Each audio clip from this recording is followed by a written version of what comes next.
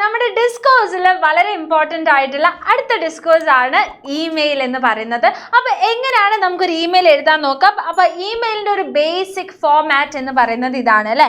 നമുക്ക് ആദ്യം എന്തുണ്ടാവും, സെൻറ്ററിൻ്റെ ജിമെയിൽ ഐ ഡി ഉണ്ടാവും അല്ലേ. ഒരു ഫ്രം അഡ്രസ്സ് ഉണ്ടാവും, സെൻറ്ററിൻ്റെ ജിമെയിൽ ഐ ഡി ഉണ്ടാവും. ഓക്കെ, സെൻറ്റേഴ്സ് ജിമെയിൽ അല്ല, ഇമെയിൽ ഐ ഡി ഉണ്ടാവും. അപ്പോൾ സെൻറ്ററിൻ്റെ ഐ ഡി കൊടുക്കുക. അത് കഴിഞ്ഞാൽ റിസീവറിൻ്റെ അല്ലേ, ആർക്കാണ് നമ്മൾ ഇത് അയക്കുന്നത് അയാളുടെ ഇമെയിൽ ഐ ഡി കൊടുക്കാം.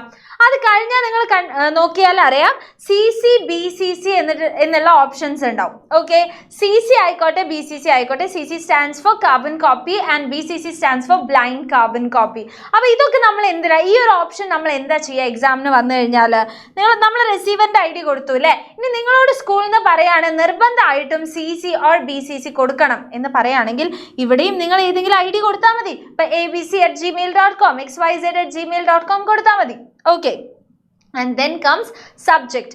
സബ്ജക്റ്റ് എന്ന് പറയുമ്പം നമ്മുടെ ഫോർമൽ ലെറ്റേഴ്സിലും അതേപോലെ നമ്മുടെ ഇമെയിലിലും യൂസ് ചെയ്യുന്ന ഒരു സംഭവമാണ്.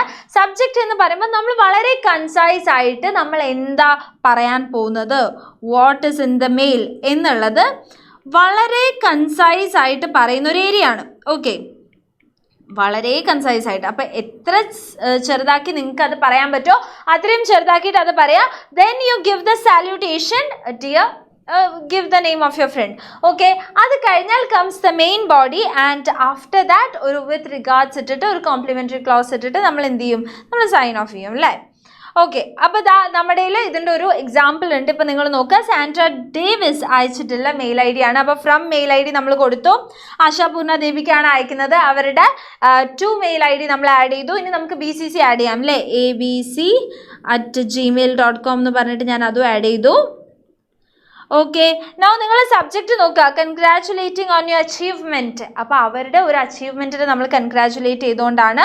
Dear Asha, I am really lucky to get a chance to read some of your stories. Let me say that they touched my heart. I am inspired by the depth in which you depict your experiences and thoughts. The lively characters in your stories leave their marks on every reader. What attracted me the most is your story Matchbox.